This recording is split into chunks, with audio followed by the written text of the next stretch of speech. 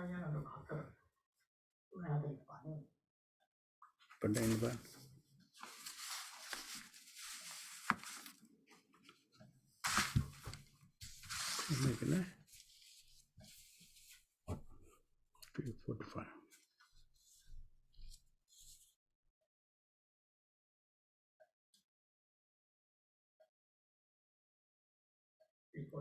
No, 3:15 meditation. 3:15 meditation. Ne? No.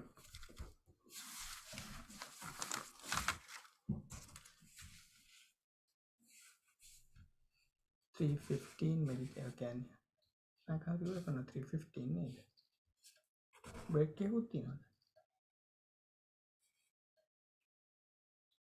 නෑ මම ඉවර වෙන්නේ මේ ධම්ම ඩිස්කෂන් එක 2:30ට පටන් 3යි කාලට ඉවරයි. විනාඩි 45යි දවස්.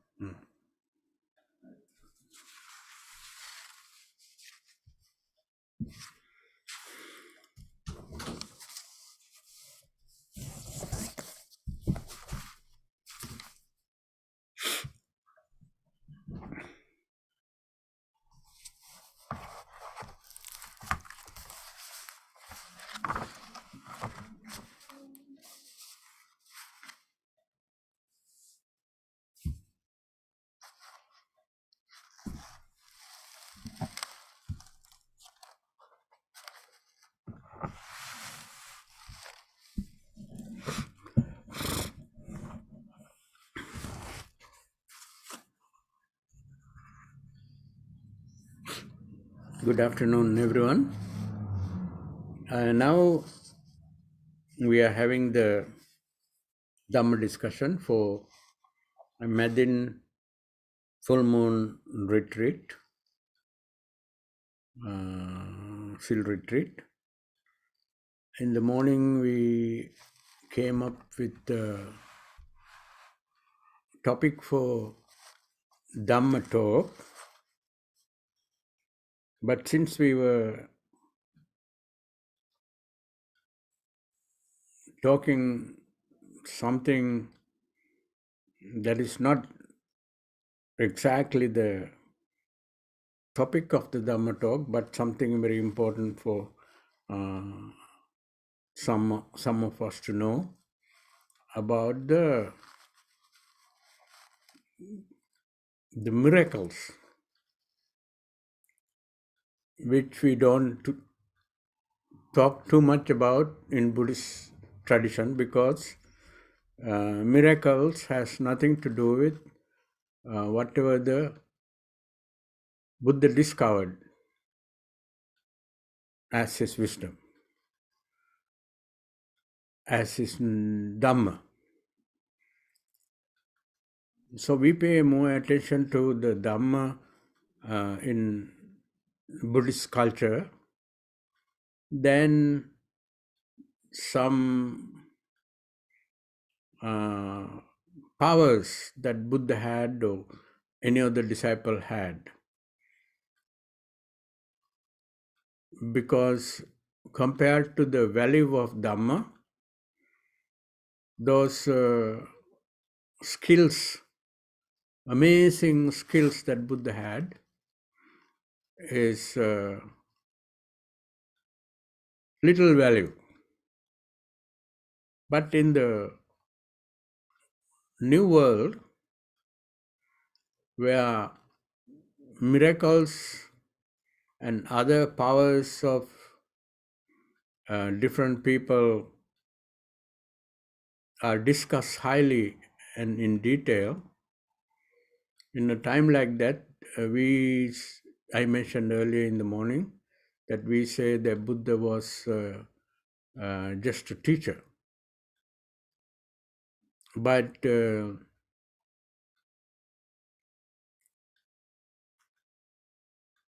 other religions, their main person is God. When they talk about God so highly, and we say that Buddha was just a human being, that is misleading. So, therefore, it is important that we know in the Western world, when we study Buddhism, still the Dhamma is the most important thing, but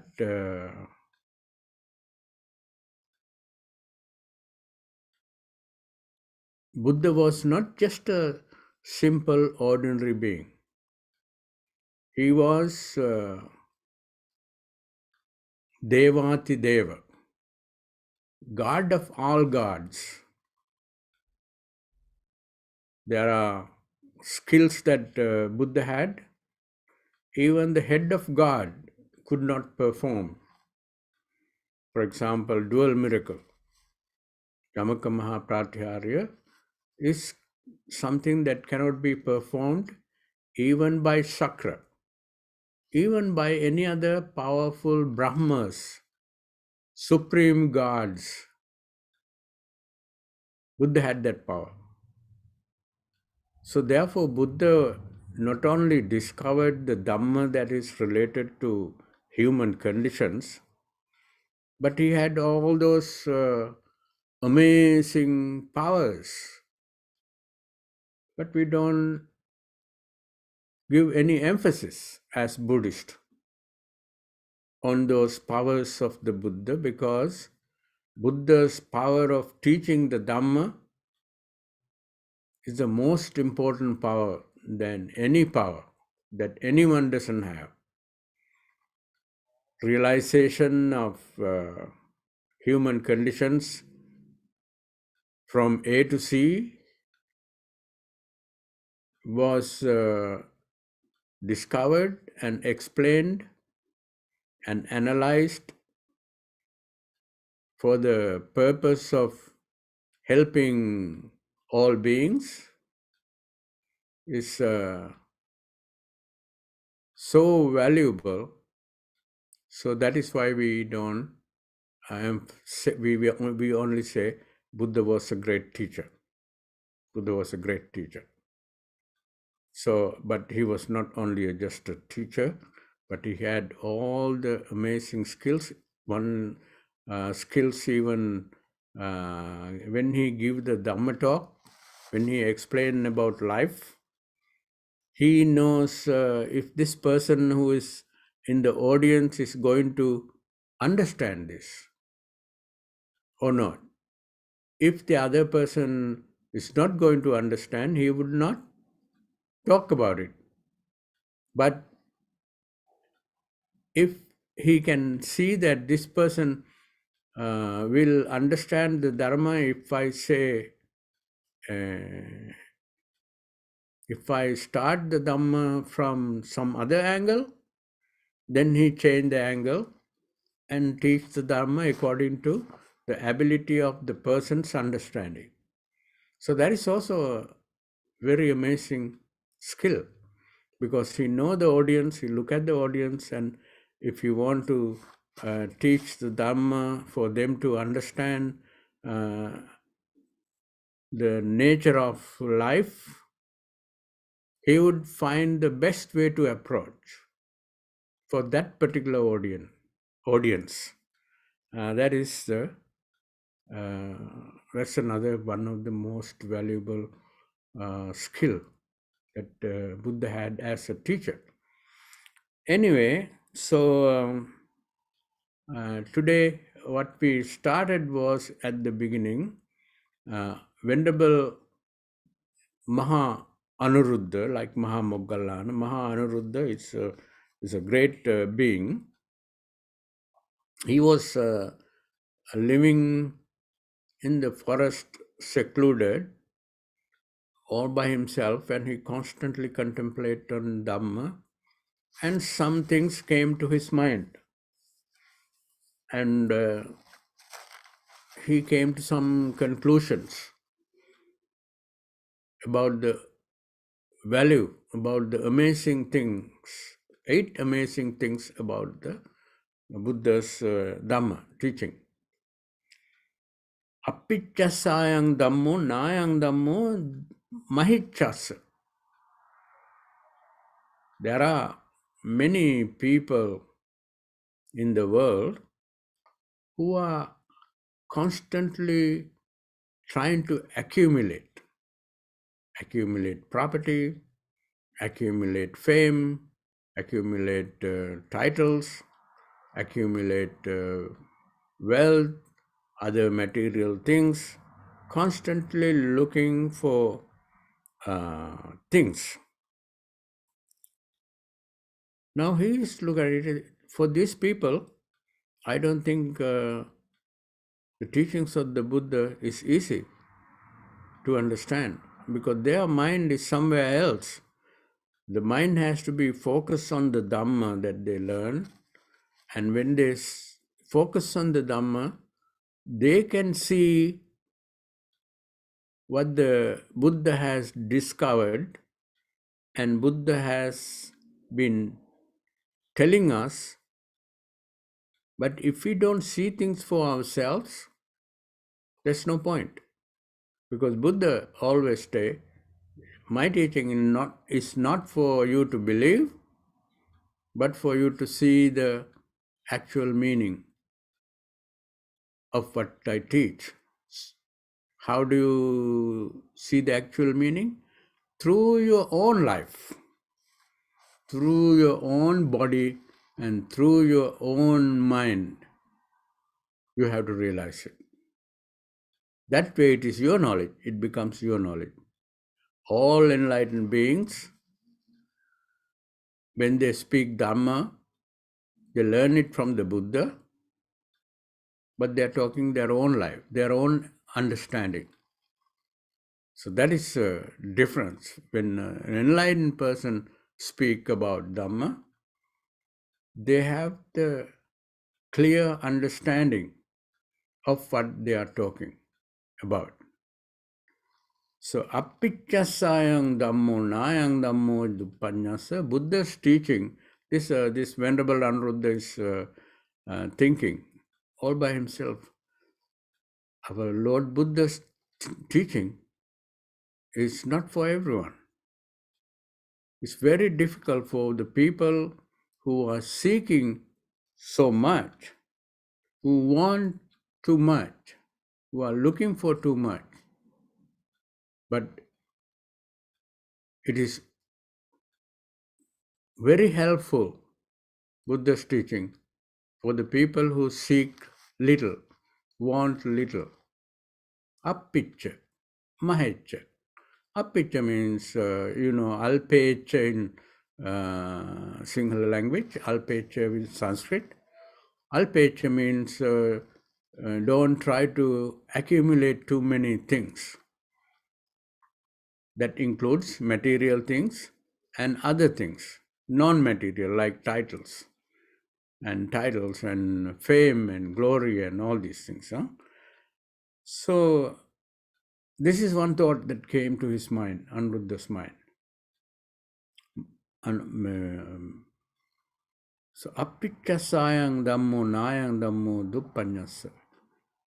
He was thinking about his understanding, his amazing thoughts, his amazing reflections on the Dhamma.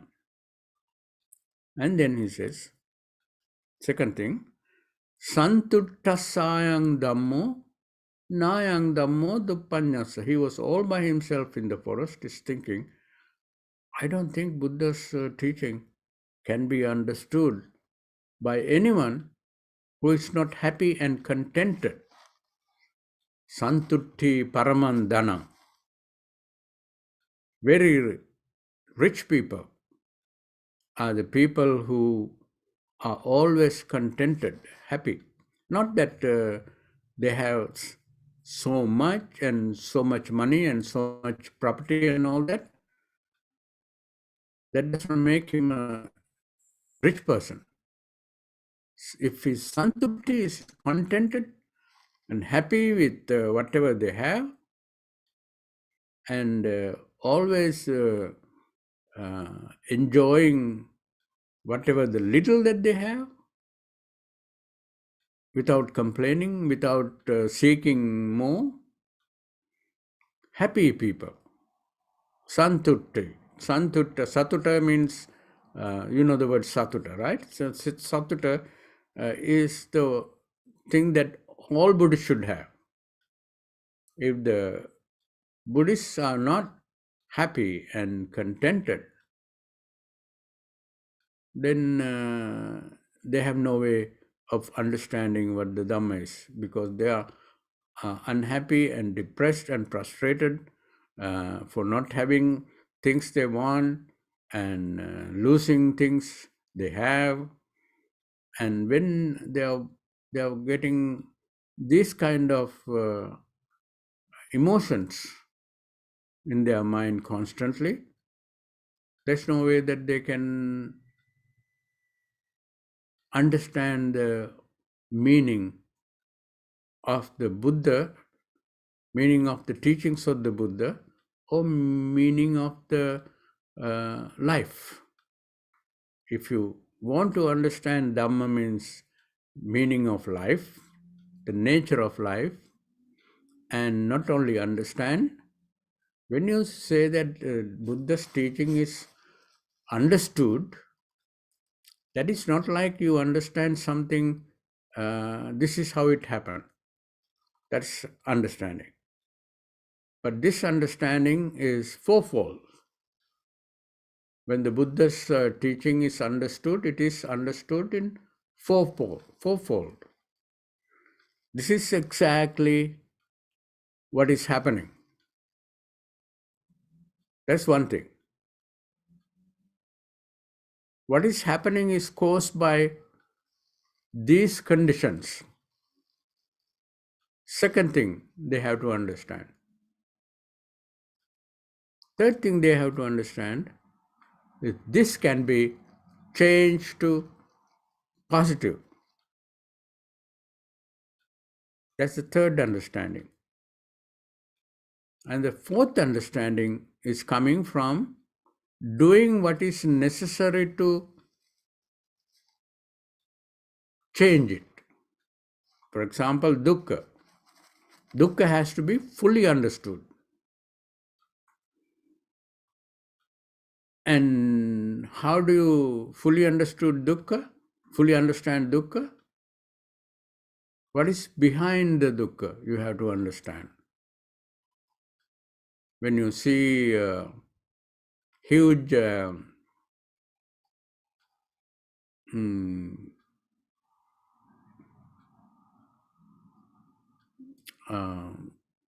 iceberg in the ocean, what you see is only a half, only a little bit of the iceberg. But another great part of the iceberg is under the water. But if you only see the part out of the water, you don't have a real understanding, real good meaning, real good knowledge about the iceberg. You have to see what is hidden behind. So that is what the Buddha mentioned. Understanding dukkha means you understand the dukkha and you understand what causes the dukkha, what is behind the dukkha. That is not often seen. Okay, that's the second part.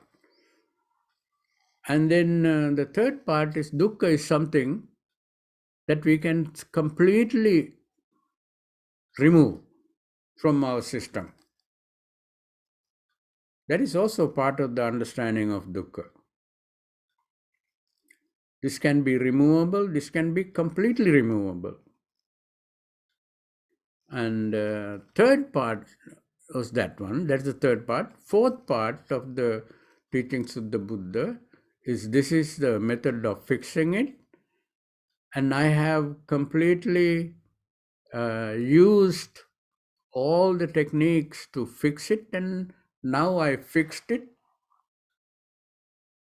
and now I have no more dukkha anymore.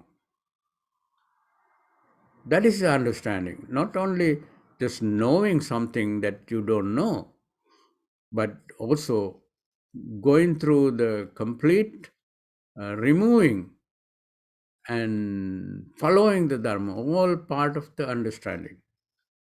So it's not something that you understand just a knowledge. It's a knowledge, but it's not just a knowledge. What is the problem? What causes the problem? And can you eliminate the problem? If you eliminate the problem, how you eliminate it? And then now you know how to eliminate it. And then did you actually use those techniques and eliminated it?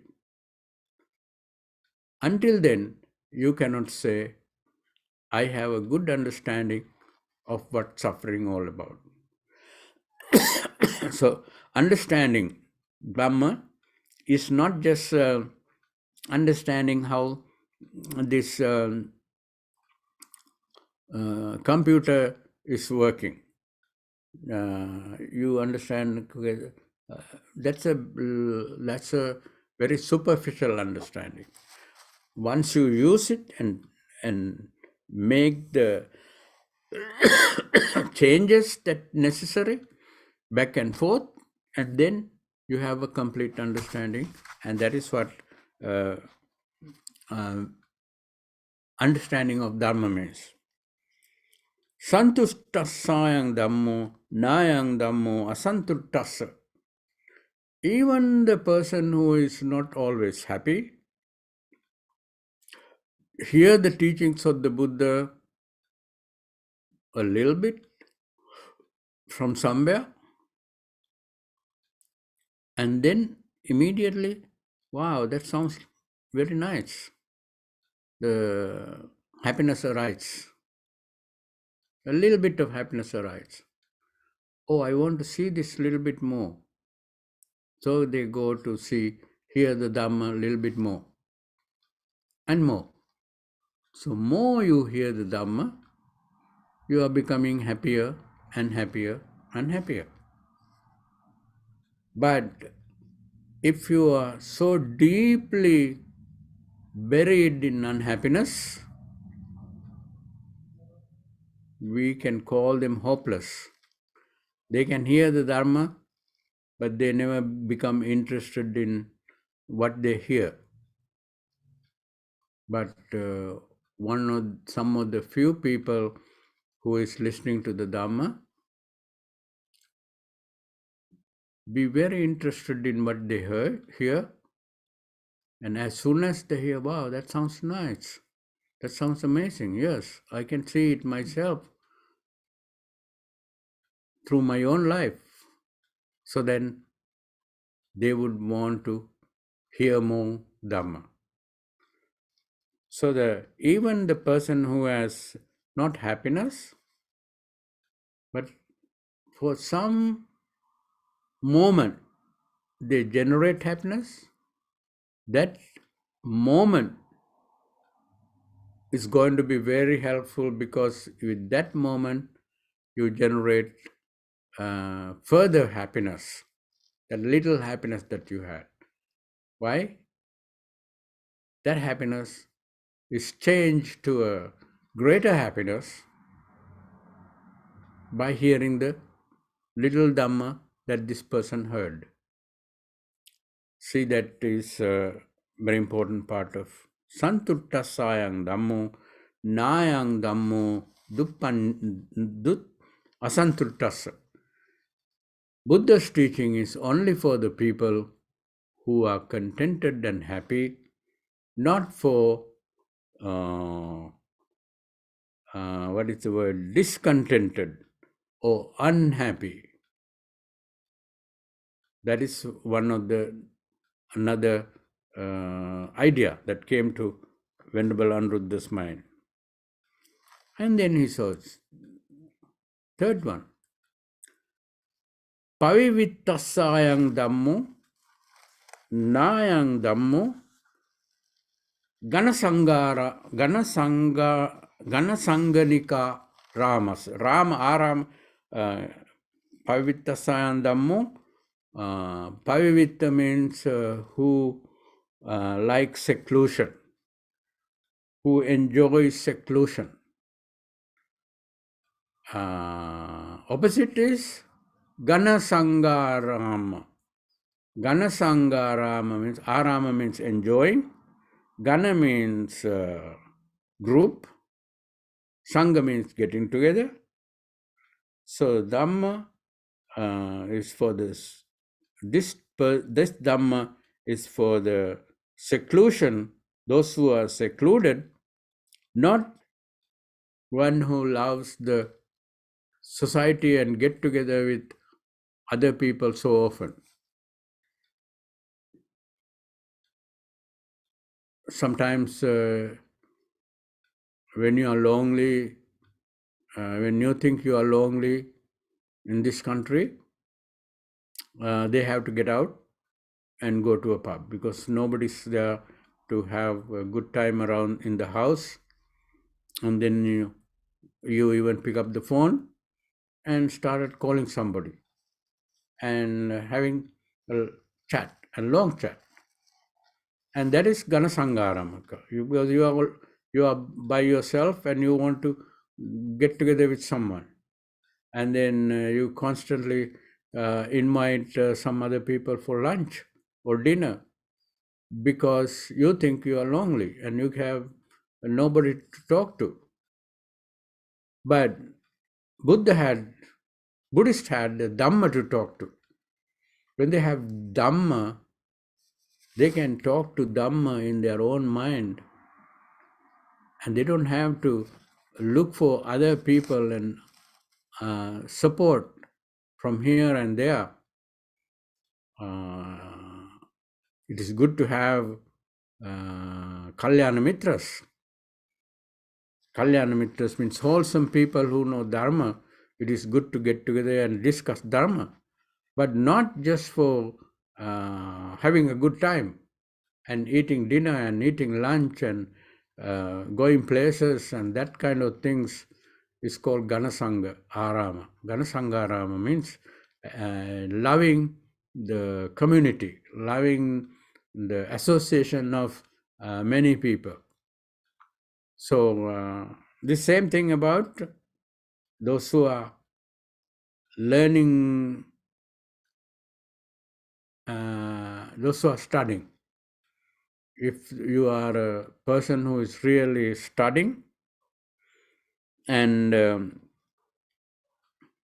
they cannot go look for things and accumulate this and accumulate that and find this and find that. No, they are so busy with their studies, and if they look for something, they only look for something that is helpful for his studies, like a book. You go to another one library and another library, and you seek something, try to find something, but that is for his own goal of improving this person's education.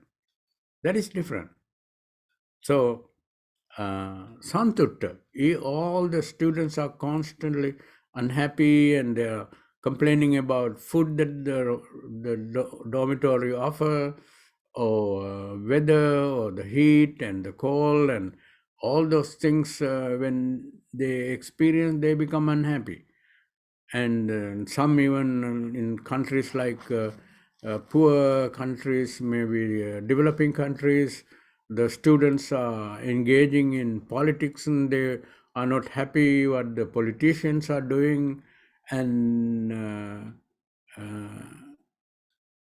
the things are not going too well, they think. Then they are unhappy and they forget their main purpose, which is studying, because they are unhappy and they try to make themselves happy by doing certain things, going having political rallies and all that kind of things, because of the dissatisfaction that they have about government, about their food condition, about their facilities and things like that. That is asantutta. Now this one we are talking about, they get together with a bunch of people and have all kinds of processions and um, demonstrations and other things.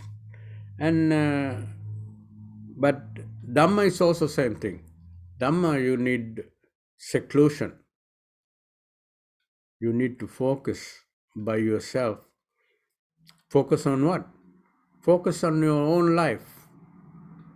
Focus on your own mental activities. Focus on your own emotions. How is anger generating in my mind? Now I am angry. Now I am thinking of hurting someone. But what happened? I was not happy with something. That's why I am angry. So you have to see for yourself. When you are in a large group of people,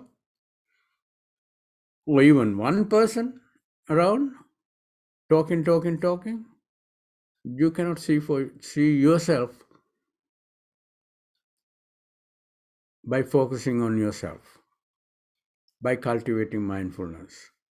So therefore, mindfulness can be cultivated by a person who is in seclusion. Jhanas, levels of concentration, many different levels of concentration. Patama jhana, dutya jhana, tatya jhana, akasanan chayatana, vinyanan chayatana, many different levels of concentration.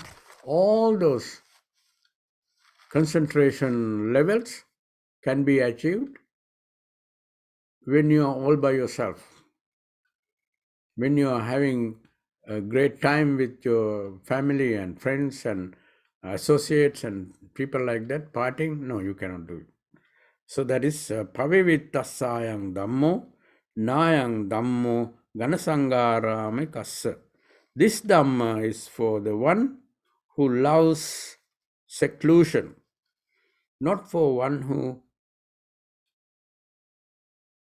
is addicted to the society, addicted to the community, addicted to the groups, addicted to the groups. That is something came to the Maha Anuruddha's mind. The Maha Anuruddha means Arahant Anuruddha. That's why we call Maha. Maha Moggallana, we say. When you say Maha Moggallana, you can say Mahatera or Arahant, but even without using any of those, if you say Maha Moggallana, Mahasariputta, just the name. We don't call it Arahant, Arahant Sariputta. That's same as Mahasariputta. So in Sinhalese we have better words. Sariputra Maharahatan Vahanse, Sariputra Maharahatan Vahanse, Moggallana Maharahatan Vahanse. But when we are talking, especially in English, when you say Mahamoggallana, that is a very honorific expression. Maha Anuruddha, Arahant Anuruddha. Those are honorific terms. So you don't have to say Rahatan Vahanse. That all included in that one word. So Maha Anuruddha. Aradha Viryasayang Dhammo Nayang Dhammo Kusitas. Let's say Kusita first. Kusita means a lazy person who has no diligence, who has no energy, always dull and slow and lazy. If you are lazy and try to follow easy life, Buddha's teaching is not for them. Why? You have to understand something that is so subtle that nobody else can easily see. So you have to work so hard to see that others cannot see. So normally you don't see. So you have to work hard. All the experiments are done in the lab and discovered many new knowledge about things.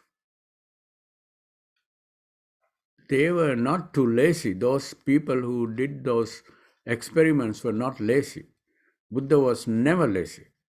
He was constantly alert and constantly focused and constantly energetic. He tried one and see if this is the right thing, and he figured out, no, that's not right. This is not how it happened. Then he want to give up or no?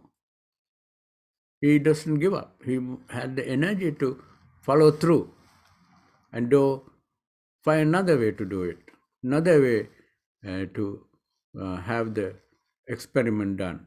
That is how we all do. You try something and then you fail and then you try again. Different way.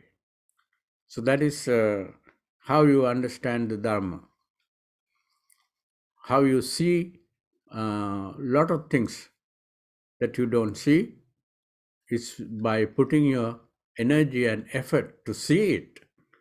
So that is Aradha Virya. Aradha Virya means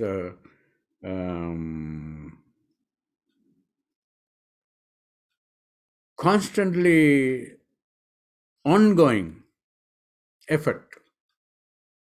Constantly ongoing. Aradha Virya. Virya is effort, energy. Aradha Virya means always burning effort. So that all the enlightened ones, like the Buddha, discovered what he discovered, what they discovered in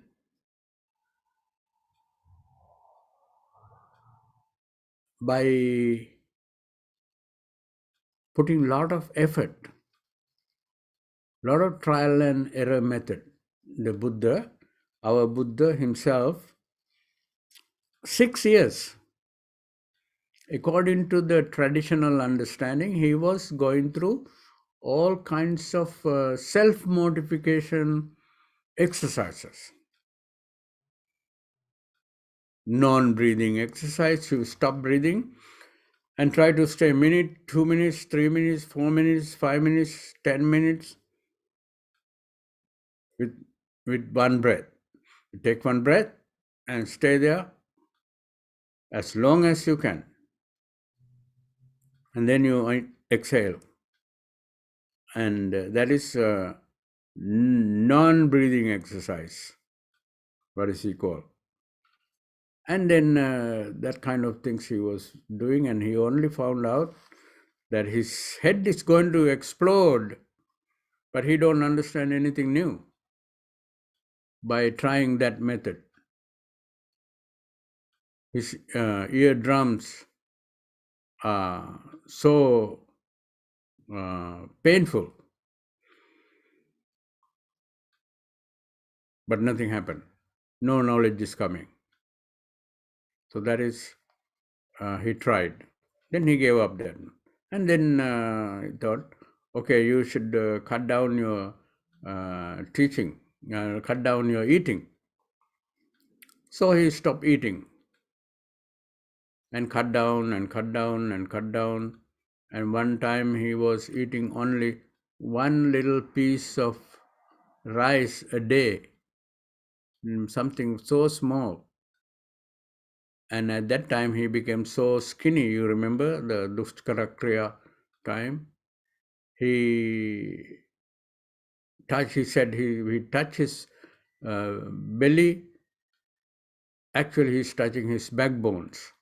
When he touches his backbones, he's touching his belly because they're so all shrunk together. So that that much skinny he was, and he cannot walk because he was so weak, and he falls sometimes. Sometimes he want to go to toilet, and he go to the toilet or maybe, and he fall on his own uh, uh, his own mm, mm, um, what is the word, good word I'm looking for? Anyway, so excrement. Excrement is the word I was looking for. He fell on his own excrement, and because he was so weak, and then he had to find a way to wash it, and then he go to wash himself, and then he fall again, and things like that happened in 6 years of many rough practices that he did,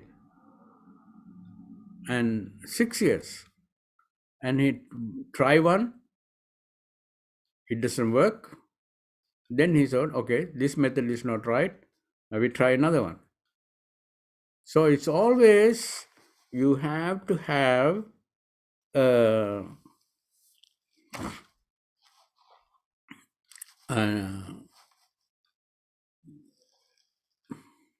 you have to have mm,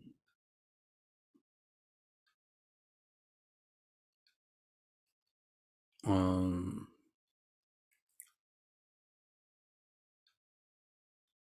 hypothetical hypothesis. You come up with the hypothesis, and that means if I do this, this may work. If I do this, this may work. That is the hypothesis. If I try this, it might help. I might be able to find out how it happened. So all experiments start from a hypothesis. And then you follow the hypothesis, and then you find that it's not right. And then you change that and come up with a new hypothesis. And then you try to follow that hypothesis and do the experiments on that new techniques, new methods, and then you find the truth or not find the truth on that hypothesis also. So you have to have a hypothesis. That's what the Buddha did. He come up with, if I do this, I try this, I might be enlightened. What I'm going to do? I'm going to stop eating, stop drinking. For how long? 1 week, 2 weeks, 3 weeks. As long as it takes for me to become enlightened, I try. He tried, but it didn't work. And that led him to come up with the new hypothesis. If I follow the middle path, I might not experience pain. I might not experience too much indulgence.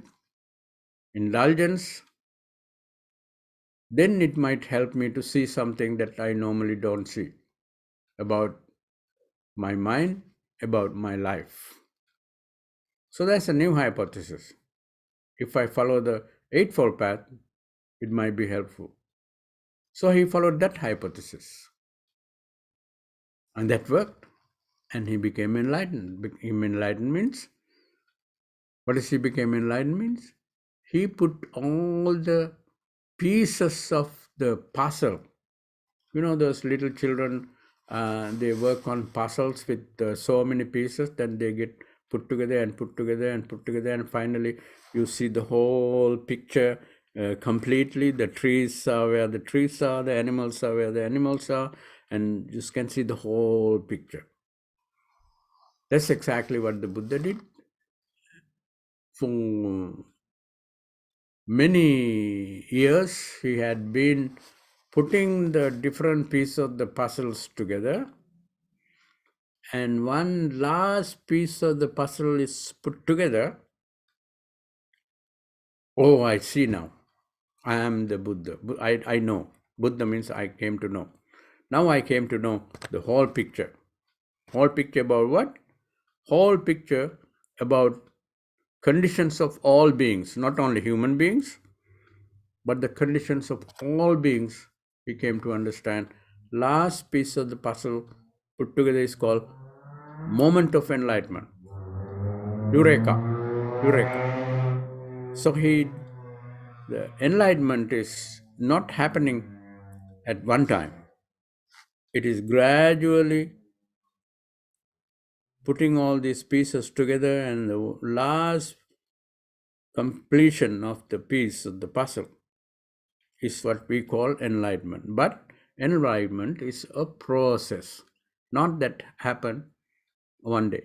So he was becoming more and more enlightened throughout his research and practices, looking for answers to life.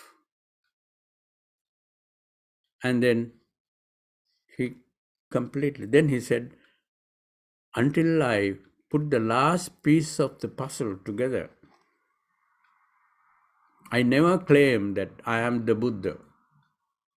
Now I have no doubt on any explanation of any part of life.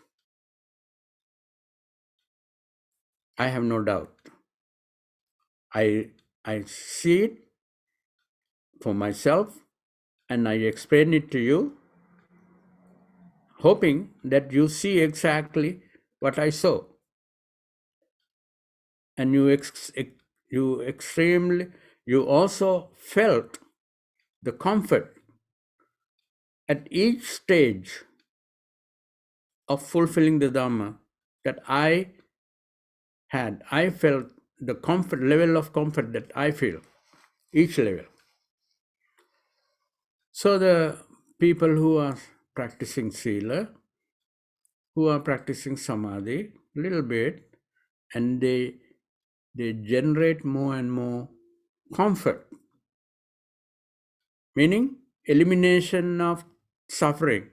It's happening little by little by little, every aspect. So then also Buddha said in the first sermon, until I was not sure about all these Four Noble Truths and how to deal with them. First Noble Truth is to be understood. Second Noble Truth, Tanha, is to be eliminated, not understood, to be eliminated.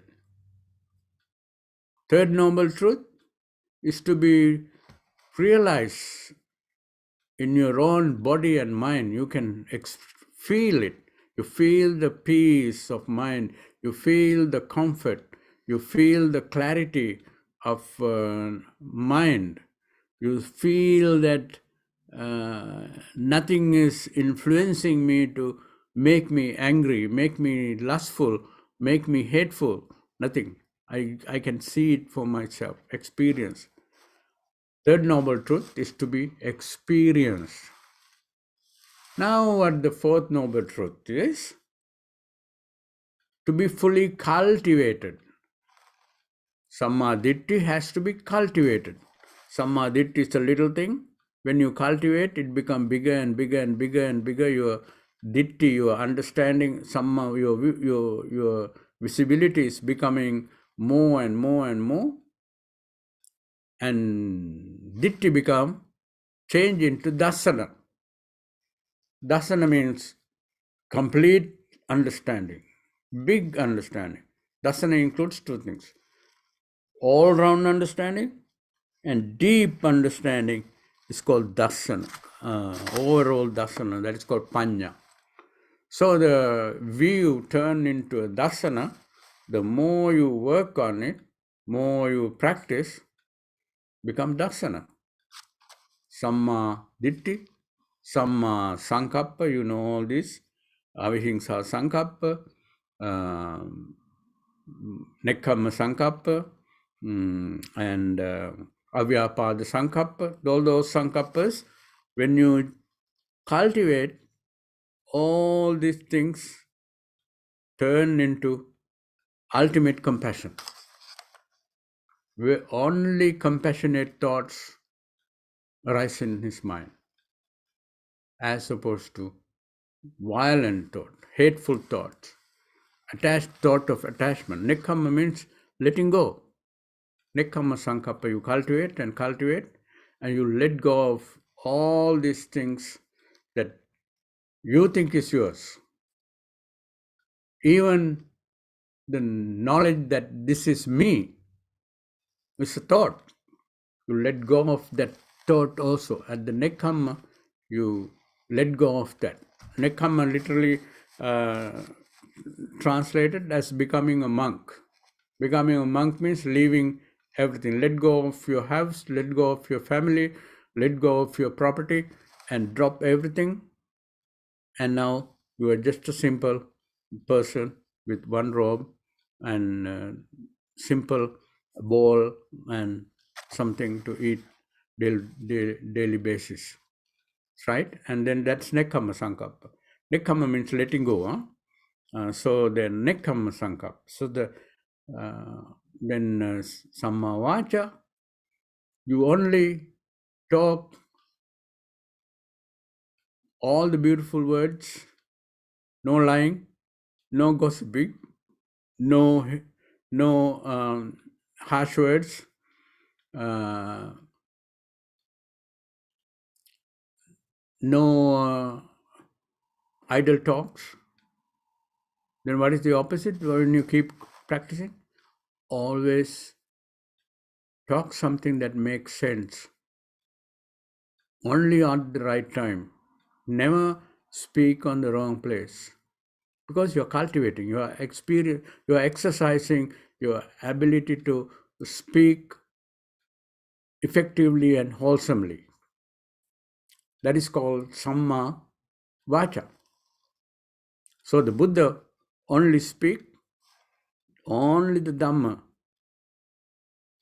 Does he talk all the time? No. When it's the right time, when there are listeners, when there are people who can be benefited by his teaching and become completely overcome their suffering, then he speaks at the right time to the right people.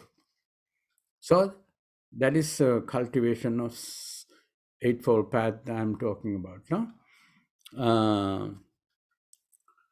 Uppattita satisayang dhammo nayang dhammo mutta satis. Mutta satis in Sri Lanka we say the motte. Motte means it's not a derogatory word. His mind is not sharp, and his mindfulness is not established. He look at something and he don't see what that really is.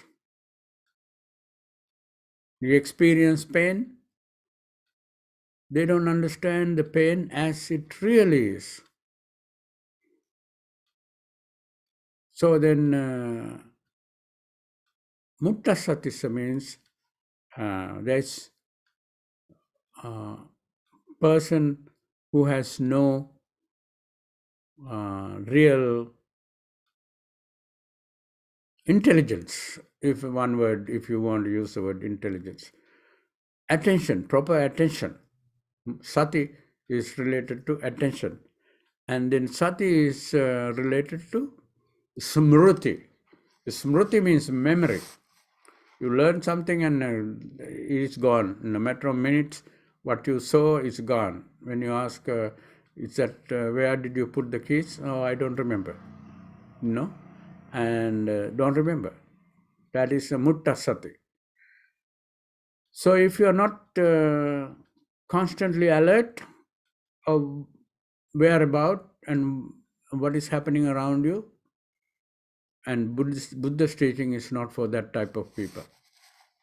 And there are a lot of people in our society who has no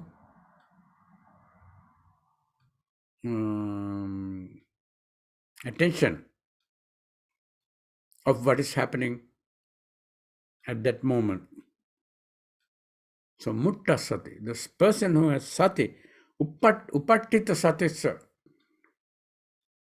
Upattita means in Sinhala is called elambasiti sihiya. Elambasiti sihiya means uh, generated mindfulness. Mindfulness is not something that happened. You have to generate it. So the sharpness of the mind is something that you can generate through clear focus and clear interest of what you need to know and what you have to remember, and what you don't have to remember you let go, but you have to remember you keep in your mind. And what is sati means constantly observing what is happening around us, what is happening in us. In us means all the negative emotions are arising. Because of the negative emotions that are arising, you are going to lead to do things that are not healthy for you, harmful to yourself and harmful to others. All the emotions, anger arise, you do something bad, harmful. Jealousy arise, you do something harmful. Lust arise, you do something harmful to yourself and somebody else. And all kinds of emotions. Every time when the emotions arise, those emotions make you do something, make you take an action.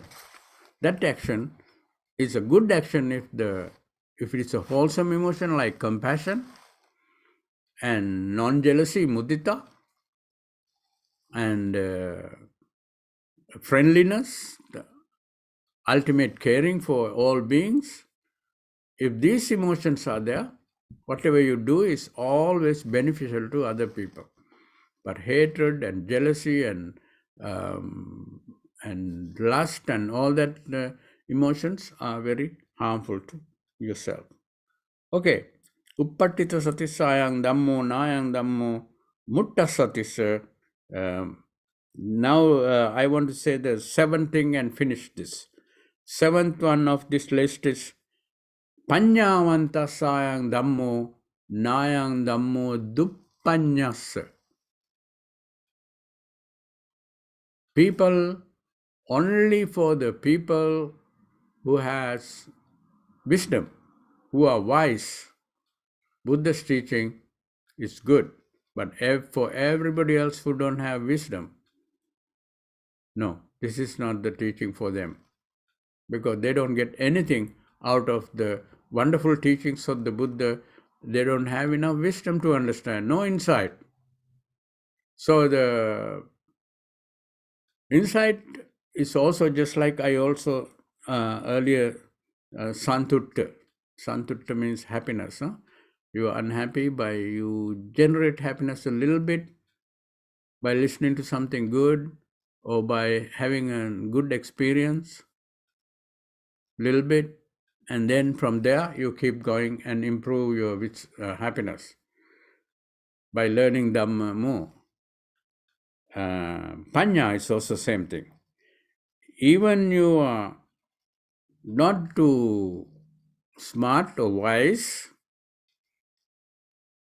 even if you can understand the Dhammapada verse, Nahi verena verani sammanti the kudachanang averena cha sammanti esa dhammo sanantano. This not too smart person hear this. Wow, this is nice. This is interesting. Buddha said this? Yes. Where it is? It is in the Dhammapada. Did he say other things? Yes, he said many other verses. There are many other verses in Dhammapada like this. And then he want to read more and try to understand about what the Buddha is saying in those verses. Now, I told you in the morning about the newsletter of the temple. Temple's newsletter last whole year and a half, we were talking about Dhammapada gathas and Dhammapada stories and some other stories. But I found out that not too many people read the temple newsletter that come into their room, their phone, their pocket. They are not interested in, but I want you to actually pay attention, because you can be, you may not be a wise person, but you can start being wise. You can generate the little spark of wisdom by reading one Dhammapada text, one story of the Dhammapada. So your little spark, and that spark could be enough to create a huge fire of wisdom, burn all the ignorance. So that is why we say start from somewhere. So start from someplace good. So this is the end of the Dhamma discussion, but this is not the Dhamma discussion. I almost gave a Dhamma talk, but I want you to think with me. So when you think with me, that is almost like a discussion. And this is Atta Maha Purisa Vilokana. 8. I only talk about 6 of them. 7 and 8 we didn't discuss because of the time, but I think it is good for you to understand at least a few of them. Panyavantasayang Dhammo Nayang Dhammo Duppanyasa. If you are not too wise, don't even think of being a Buddhist. You have no choice. You have no chance. But you can generate wisdom and start from there. In other words, Buddha never left anyone behind because they are not too smart.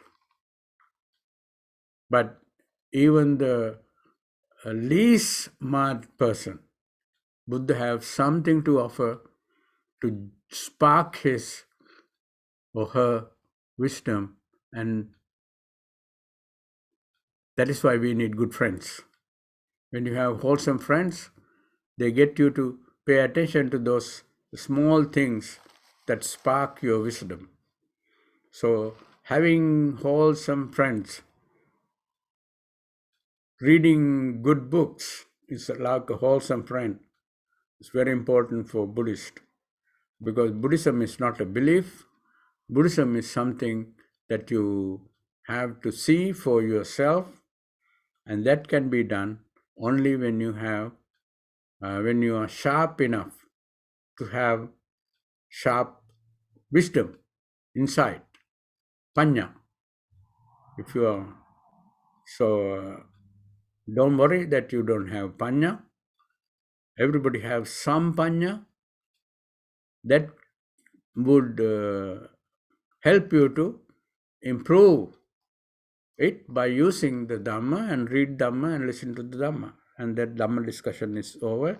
And now soon you will have a little meditation again led by Bhante Sumana. Now you can take a short break, about 10 minutes. Huh? So 3:45, we come back again, and then we sit in meditation for a few minutes. Huh? Thank you. And this is the end of the Dhamma discussion. Thank you very much. We are breaking again, and please come back and turn on the link at 3:45.